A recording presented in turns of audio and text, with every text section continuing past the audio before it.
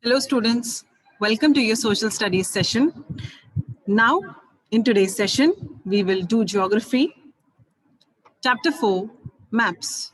In this chapter, we have to cover the following topics, which include what is a map, types of maps, components of a map, and sketch and a plan. So let us proceed with the explanation of the chapter. First, we need to understand what is a map.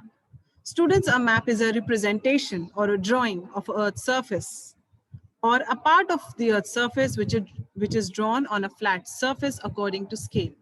But it is really not possible to flatten the entire round shape completely. We find that maps are useful to us for various purposes. One, maps shows a smaller area and few facts. Another map may contain many facts as a big book. When many maps are put together, we get an atlas. Atlases are of various sizes, measurements drawn on different scales. These maps provide a lot of information in comparison to a globe. Now let us study about the different types of maps. First is the physical map, which shows all the natural features of the earth, which include mountains, plateaus, plains, rivers, etc. Physical maps are also known as relief maps. Next are the political maps, which show cities, towns, and villages, different countries, and the states of the world with their boundaries. The third type of map is the thematic map, which is made to focus on a specific information such as road maps, rainfall maps, maps showing distribution of forest, industries, etc.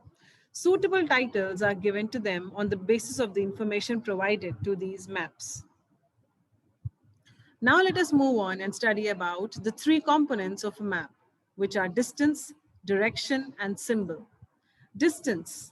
Maps are drawings which reduce the entire world or a part of it to fit on a sheet of paper.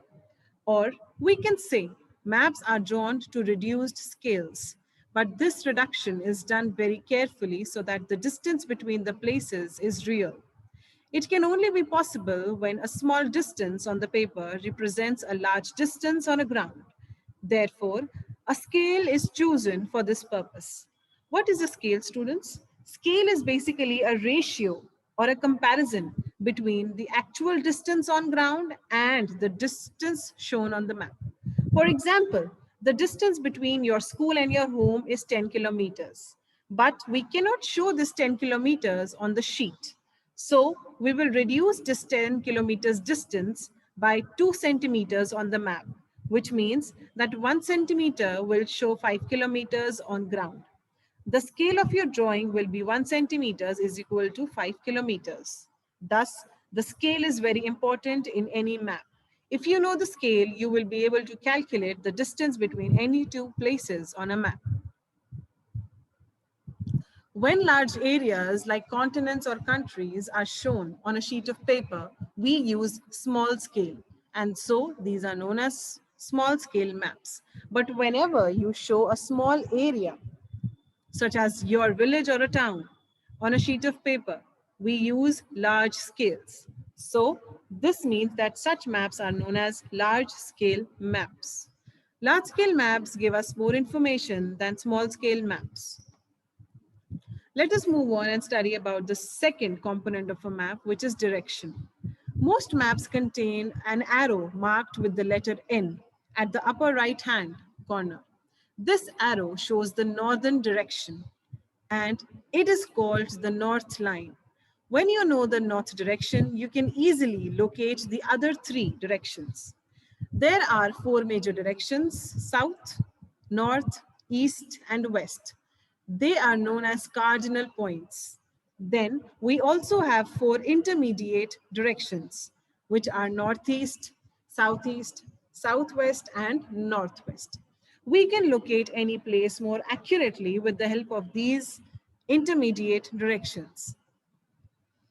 Now let us move on to the third component of a map, which is symbol. It is not possible to draw a map with its actual shape and size of different features such as buildings, roads, bridges, trees, railway lines, or a well.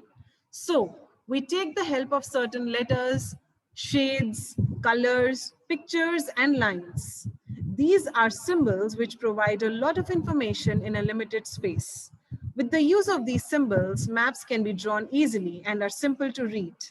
Even if you don't know the language of an area and therefore you cannot ask someone for directions, you can easily collect the information from the map with the help of these symbols.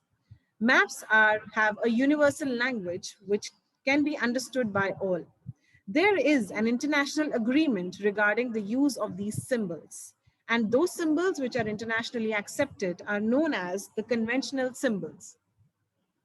Various colors are used for the same purpose. For example, generally blue is used for showing water bodies, brown for mountains, yellow for plateaus, and green which is used for plain areas.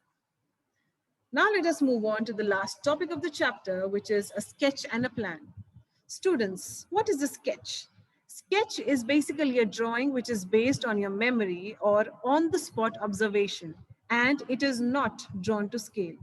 Sometimes we draw a rough drawing of an area to tell where a particular place is located with respect to other places. For example, whenever you go to your friend's house, but you don't know the way, your friend may just make a rough drawing to show you the way. This rough drawing is drawn without the scale, and so it is known as a sketch map. What is a plan? A plan is a drawing of a small area on a large scale. A large scale map gives us a lot of information, but there are certain things which may sometimes want to know, for example, the length and the breadth of the room, which cannot be shown in the map. At that time, we refer to the drawings which are drawn to scale, and such drawings are known as a plan. So students, this was about a quick explanation of geography chapter number 4. Now let us look at few questions as well. What is an atlas? How symbols are useful for a map? Which map has more information, small scale or large scale? Which color is used to show plateau on a map? Why are conventional symbols used in a map? Write short note on compass. Explain the advantages of using map.